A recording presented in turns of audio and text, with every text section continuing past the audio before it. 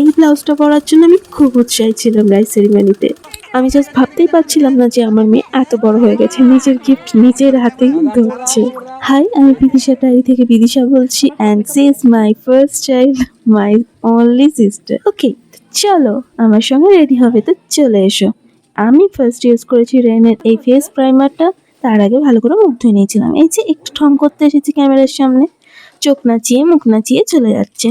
তারপর ইউজ করেছিলাম পিলগ্রিমের এই ইলুমিনেটর ক্রিমটা, যেটা ছিল অনেক সুন্দর। আর এই ফ্যানটার লিঙ্ক আমি পরে তোমাদের শেয়ার করবো, যেটা ছিল খুব উপকারী আমার এবং আমার মেয়ের জন্য। আর তারপরে আমি অ্যাপ্লাই করি সানস্ক্রিন, তারপর অ্যাপ্লাই করি এই পিলগ্রিমের সিরাম ফাউন্ডেশনটা, যেটা ছিল খুব ভালো। আমি কিছু মিস্টেক করি আর তার জন্য এটা আমার স্কিনে ঠিক ফিট হচ্ছিল না।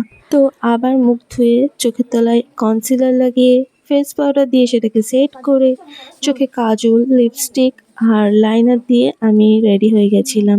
আমি জানি না কি কারণে এই ফাউন্ডেশনটা আমার স্কিনে বসছিল না, অ্যাপ্লিকেটরের সঙ্গেই এটা স্কিন ছেড়ে চলে আসছিল।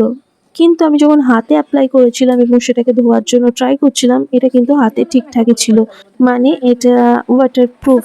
বাট কেন স্কিনে বসছিল না আমি বুঝতে পারিনি। তো আবার আমি মুখে ফেস পাউডার দিয়ে ঘাম সেট করে একটু একটু একটু প্লাস লাগিয়ে রেডি হয়ে যাই। চোখে লাগিয়েছিলাম আইশ্যাডো প্যালেট থেকে কালো আইশ্যাডো, আর একদম অল্প মেকআপের মধ্যে নিজেকে রেডি করেছিলাম, কারণ বাইরে ছিল খুব গরম আর আমার মুখ থেকে ঘাম গলে গলে পড়ছিল মেকআপ। আর পাড়ার কাকিমারা চলে এসছে আমাদের বাড়ি থেকে, তারা দিল কিছু গিফট আমার মেয়েকে, তারা আশীর্বাদ করলো। আর এই ছিল আমার ফাইনাল লুক। তোমরা জানিও আমার ব্লাউজটা কেমন হয়েছে। এটা ছিল আমার গায়ে হলুদের শাড়ি, যেটা আমি কাস্টমাইজ করিয়েছিলাম। তোমরা অবশ্যই জানিও কেমন লাগলো।